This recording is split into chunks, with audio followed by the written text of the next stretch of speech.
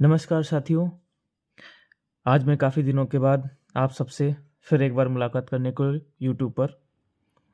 साथियों, इस वक्त की सबसे बड़ी खबर है, उत्तर प्रदेश सरकार ने उत्तर प्रदेश पुलिस भर्ती एवं प्रोन्नति बोर्ड के द्वारा 60,244 पद कांस्टेबल के उत्तर प्रदेश पुलिस में जारी किए हैं।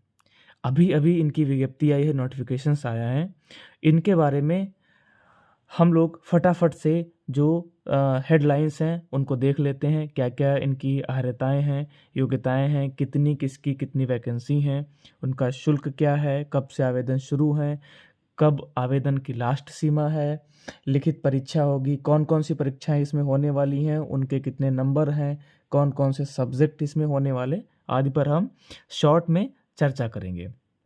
तो सबसे पहले देखते हैं, उत्तर प्रदेश पुलिस भर्ती एवं प्रोन्नति बोर्ड के द्वारा उत्तर प्रदेश पुलिस की 60,244 पद निकाले गए हैं। इसमें पुरुष और महिला बराबर के भागीदार इसमें होंगे। हालांकि महिला को इसमें 20% का रिजर्वेशन हॉरिजेंटल मिलेगा। चलो अब देख लेते हैं किसको कितनी सीटें अलॉट की गई हैं। सबसे पहले आते हैं अनारक्षित, जिसको बोलते हैं जनरल कैटेगरी, ओपन कैटेगरी। इसको 24,102 पद जो है विभाजित किए गए हैं। अगर सीधे पूछा जाए तो जनरल की 24,102 वैकेंसी है।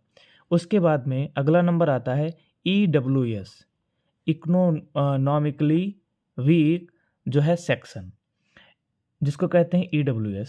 इनके लिए 6,024 वैकेंसियाँ निर्धारित की गई हैं। ये 10% हुई जाके, इनको अगर आरक्षण की बात की जाए तो इनका 10% आरक्षण इसमें मिलेगा। अगला है अन्य पिछड़ा वर्ग, जिसको हम लोग बोलते हैं OBC।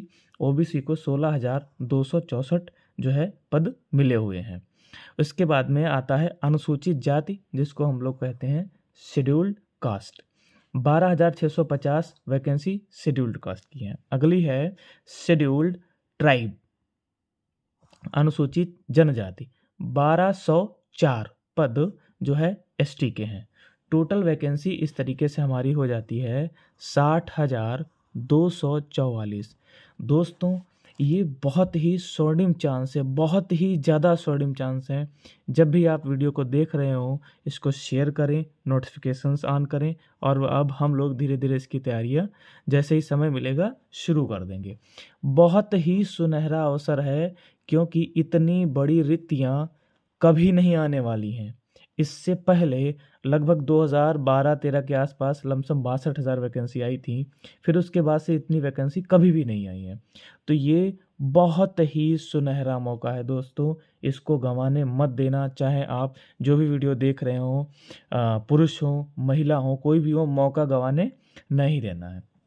चलो अब ज़रा इस पे बात कर लेते हैं कि इसमें क्या क्या चीज़ें और ज़रूरी हैं। तो सबसे पहले यहाँ पर आप लोग देख रहे होंगे कि अनारक्षित के लिए उम्र में कोई छूट नहीं दी गई है। ठीक है। अन्य पिछड़ा वर्ग OBC के लिए 5 वर्ष की छूट है, SC के लिए 5 वर्ष की छूट है, और ST के लिए 5 वर्ष की छूट है। ठीक है। ये डेटा आप लोग संभाल के इसका स्क्रीनशॉट ले लेना, या जिस तरीके से अपने माइंड में रख लेना, नहीं तो यूट्यूब चैनल पर तो आपको मिल ही जाएगा।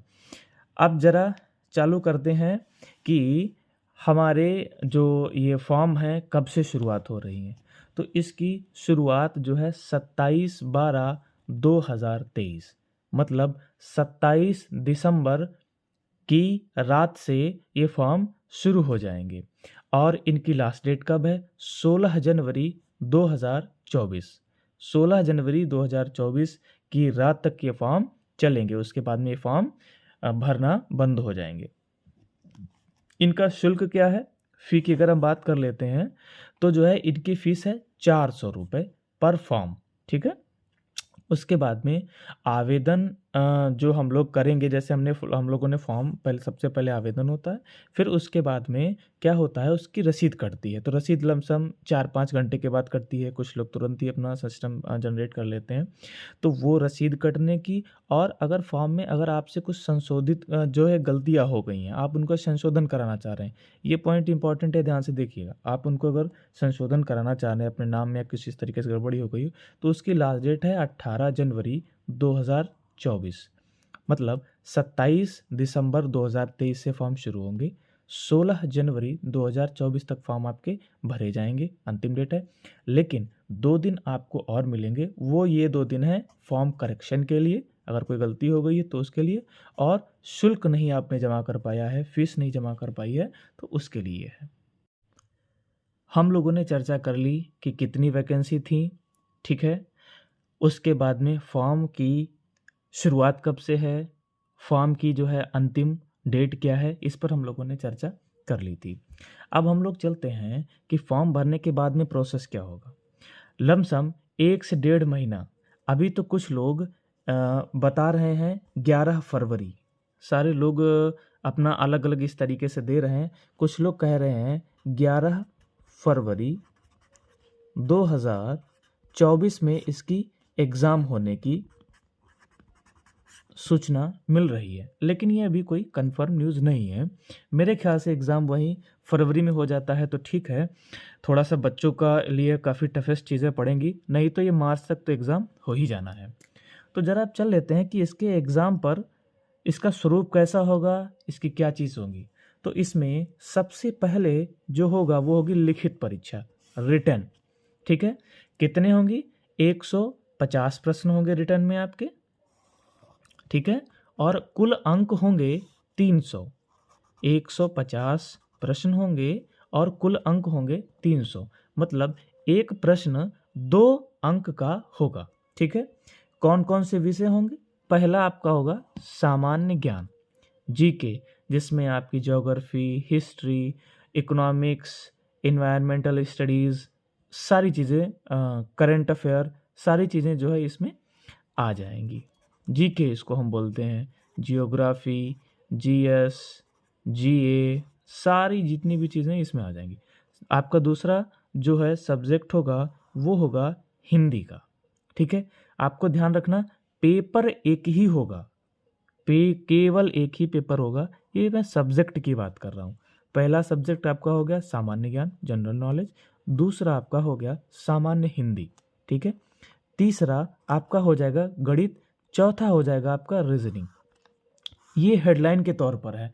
गणित में और भी चैप्टर्स रहेंगे, सामान्य हिंदी में भी चैप्टर्स रहेंगे। आप लोग अगर कहेंगे तो मैं एक पूरा ये लिखित परीक्षा का एक कंप्लीट वीडियो तैयार करके दे दूंगा, अगर आप सारे लोग बोलेंगे कि कितने उसमें क्या क्या कौन से टॉपिक, उनके डिटेल किसको कहाँ से पढ़ें, ये सारी चीज़ मैं जो है रिटन में आप लोगों को अवेलेबल करा दूंगा, ठीक है।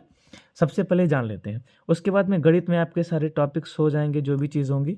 उसके बाद में रीजनिंग प्लस जो है पुलिस प्रशासन, जैसे धारा, सामान्य पुलिस के बारे में जागरूकता, इन पर हम लोग चर्चा करेंगे। तो ध्यान रखना है केवल रीजनिंग नहीं है, रीजनिंग प्लस पुलिस प्रशासन से संबंधित सारी चीज़ें। उसके बाद में इसमें यूपी स्पेशल, उत्तर प्रदेश के बारे में भी जानकारियाँ इसमें आएंगी। फिर उसके बाद में आपका क्या अगला नंबर होगा, अभिलेखों की समीक्षा, जिसको बोलते हैं डॉक्यूमेंट वेरिफिकेशन। डॉक्यूमेंट वेरिफिकेशन में आपने जितने भी कागज़ लगाए हैं, इस तरीके से जो भी चीज़ें हैं वो आपकी इसमें कैलकुलेट कर ली जाएंगी। चलते हैं दोस्तों, अब जरा इसके अगले स्टेप पे हम लोग पहुंच चलते हैं। अगला स्टेप है हमारा फिजिकल, ठीक है। ये भी जो है इसमें काफ़ी मायने रखता है। रिटन पेपर आपका हो जाएगा, उसके बाद में आपकी एक मेरिट बनेगी, ठीक है। रिटन पेपर के बाद में एक मेरिट आपको बनेगी, फिर आपके एडमिट कार्ड डाउनलोड होंगे फिजिकल के लिए, उसमें क्वालिफाई आपको करना पड़ेगा, फिर आपका फिजिकल होगा। आप जरा देख लेते हैं कि इस फिजिकल में क्या क्या अहर्यताएँ हैं, इसको ज़रा ध्यान से हम सभी लोग देखेंगे, अभी सब समझ में आएगा। एकदम सिंपल वर्ड में मैंने इसलिए काफ़ी मेहनत से चीज़ें निकाली हैं और एकदम इसको इजी वर्ड में लिख के आप लोगों के सामने मैं समझाने की कोशिश कर रहा हूँ, ठीक है। चलते हैं पुरुष और महिला, ठीक है। पुरुष और महिला, इसमें थोड़ा सा कट होके आ रहा है, देख लेना आप लोग। मैंने दोनों को कंपैरिजन करके दिया है, अभी अलग अलग मैं करके बताऊंगा। अभी सबसे पहले देख लेते हैं पुरुष का, ठीक है। पुरुष में क्या होगा, दो कैटेगरी इन्होंने कर दी है, इस बात को हमें ध्यान में रखना है। कौन कौन सी है?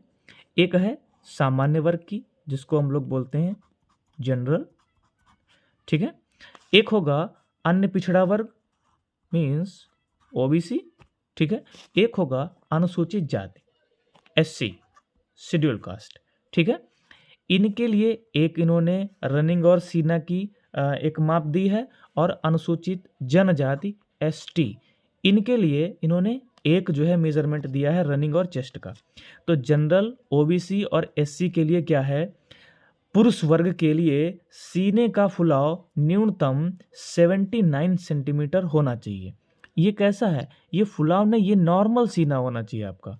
फुलाव के बाद में ये देखो मैंने गोला भी बना दिया है, जब आप अपने चेस्ट में हवा भरेंगे तो वो पंप जब करेंगे तो 79 सेंटीमीटर नॉर्मल से आपका पंप 84 सेंटीमीटर होना चाहिए।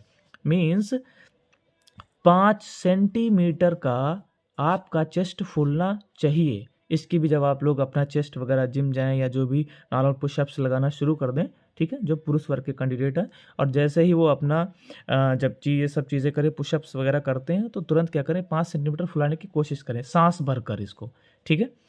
उसके बाद में पुरुष वर्ग में एसटी के लिए क्या है, इनकी लंबाई होनी चाहिए 160 सेंटीमीटर, ठीक है। और जनरल ओबीसी एससी के लिए लंबाई होनी चाहिए 168 सेंटीमीटर, ठीक है। समझ में आ रहा है ना? जनरल ओबीसी एससी के लिए हाइट की बात करें तो 168 सेंटीमीटर, चेस्ट की बात करें तो 79 सेंटीमीटर नॉर्मल, और फुलाने के बाद में 84 सेंटीमीटर। अब चलते हैं अनुसूचित जनजाति पुरुष वर्ग के लिए क्या है, इनकी हाइट होनी चाहिए 160 सेंटीमीटर, और सीना 77 सेंटीमीटर नॉर्मल होना चाहिए। फुलाने के बाद में 82 सेंटीमीटर होना चाहिए। 5 सेंटीमीटर इनके में भी फुलाव होना जरूरी है, ठीक है। ये तो समझ में आ गया होगा सभी लोगों को, एकदम सिंपल सा है। अब जरा चलते हैं महिला पर, लेडीज पर, कि लेडीज लोगों के लिए क्या क्या जरूरी है। तो इसमें भी इन्होंने कैटेगरी कर दी है, जनरल, ओबीसी, एससी के लिए एक और एसटी के लिए एक। तो जनरल, ओबीसी और एससी के लिए देखते हैं, इन्होंने लंबाई रखी है लेडीज कैटेगरी के, ध्यान से सुनिए, लंबाई है 152 सेंटीमीटर, इससे कम नहीं होनी चाहिए, ठीक है। और जो एसटी कैटेगरी की जो लेडीज अभ्यर्थी हैं, उनके लिए कितनी लंबाई होनी चाहिए, 147 सेंटीमीटर। इनको थोड़ी सी छूट दी गई है, ठीक है। तो ध्यान रखना है, जनरल, ओबीसी, एससी के लिए 152 सेंटीमीटर की जो है लंबाई होनी चाहिए, और एसटी अनुसूचित जनजाति के लिए 147 सेंटीमीटर की लंबाई होनी चाहिए। लेडीज़ों में एक अलग चीज़ कर दी है इन्होंने, चेस्ट से कोई मतलब नहीं होता है, इन्होंने अलग चीज़ कर दी है, वेट दे दिया है, वजन। लेडीज़ों का वजन न्यूनतम 40 किलोग्राम होना चाहिए, मतलब कोई भी लेडीज़ 40 किलोग्राम से कम की नहीं होनी चाहिए। मैक्सिमम की इन्होंने कोई भी चर्चा नहीं की है। इट मीन्स ये प्लस पॉइंट है, जिसका कुछ ज़्यादा भी है तो अपना अभी फिजिकल होने तक कवर कर ले। फिजिकल मीन्स जैसे रनिंग, जो वेट हाइट होता है वो होने में भी समय लगेगा। सबसे पहले तो रिटन परीक्षा होगी, वो इसके साथ साथ में अपना जो है डेली का जो है रनिंग जो है चालू कर दे, ठीक है। ये बहुत ज़रूरी पॉइंट है। अब जरा इनकी रनिंग देख लेते हैं, पुरुष और महिला वर्ग की रनिंग क्या है। पुरुष वर्ग की सबसे पहले हम लोग बात कर लेते हैं। पुरुष वर्ग की रनिंग 4.8 किलोमीटर, 48 अगर मीटर में बात करें तो 4800 मीटर हो जाएंगे, ठीक है। कितने? 4800 मीटर। अगर किलोमीटर की बात करेंगे तो 4.8, ठीक है। 5 किलोमीटर मान के चलो आप लोग। कितने मिनट में? 25 मिनट में। न्यूनतम है ये, ठीक है, सॉरी ये अधिकतम है, ठीक है। मतलब इससे ज़्यादा का समय आप में नहीं लगना चाहिए। न्यूनतम अगर 20 मिनट में आप लगा लेते हैं, 22 मिनट में लगाते हैं, 18 मिनट लगाते हैं, तो ये सो फार सो गुड है, तो बेस्ट की कंडीशन मानी जाएगी आपकी, ठीक है। बस 25 मिनट से ज़्यादा का समय नहीं लगना चाहिए। महिलाओं के लिए क्या है? 2.4 किलोमीटर, या यूँ कह लें 2400 मीटर, ठीक है। 2400 मीटर कितने मिनट में? 14 मिनट में। ये जो है इनकी अधिकतम सीमा है। 14 मिनट से ऊपर 2400 मीटर या 2.4 किलोमीटर में नहीं लगने चाहिए। ठीक है, एकदम क्लियर है। पुरुष के लिए 4.8 किलोमीटर 25 मिनट, ठीक है, इसकी अधिकतम सीमा है। महिला के लिए 2.4 किलोमीटर और अधिकतम सीमा है 14 मिनट। ध्यान रखना इस बात का है, इस बार इन्होंने कोई भी ऐसा नहीं कहा है कि इतने मिनट में आप अगर दूरी इतनी निकाल लेते हैं तो आपको इतने मार्क्स मिलेंगे। इस बार कोई मार्क्स नहीं है, केवल आपको सिंपल से रनिंग निकालिए। पुरुष वर्ग को 4.8 किलोमीटर का और महिला वर्ग को 2.4 जो है किलोमीटर की। तो दोस्तों, इस बात को हमें विशेष रूप से ध्यान रखना है कि 11 फरवरी को अगर एग्ज़ाम होता है, 11 फरवरी 2024 को, तो हमारे सामने एक बहुत बड़ी समस्या है कि हमको थोड़े ही समय में बहुत चीज़ें कवर करनी है। ठीक है, जैसा कि आप इसका सिलेबस देख ही रहे हो। सामान्य ज्ञान छोटा सा शब्द जितना दिया है उतना ही बड़ा ये भयंकर वाला कुआं है। इसमें आपको एकदम डूब के सब अध्ययन करना पड़ेगा। ठीक है, सामान्य हिंदी भी ये इजी नहीं है, बहुत ज़्यादा टफ है। उसके बाद में गणित भी इजी नहीं है, ये भी बहुत ज़्यादा टफ है। रीजनिंग भी इजी नहीं है, पुलिस प्रशासन यूपी भी। लेकिन टफ इतना भी नहीं है कि इसको कवर ना किया जा सके। बस टफ थोड़ा सा इसलिए है क्योंकि जो है टाइम बाउंडेशन है ना, क्योंकि टाइम हमारे पास में कम है, इसलिए ये चीज़ें थोड़ी सी टफ हैं। लेकिन हम लोग क्या करेंगे, अभी से, जब से आप नोटिफिकेशन को देख रहे हैं, चाहे हमारे इस यूट्यूब चैनल से जिसका नाम है संकल्प 333, ठीक है, इसको तुरंत आप लोग सब्सक्राइब करिए। ठीक है, उसके बाद में नोटिफिकेशन को जो है ऑन कर दीजिए, जिससे कि हम अगर आगे की रणनीति या जो भी सब्जेक्ट, कुछ सब्जेक्ट हम लोग तुरंत चालू कर देंगे धीरे धीरे जैसे ही समय मिलेगा।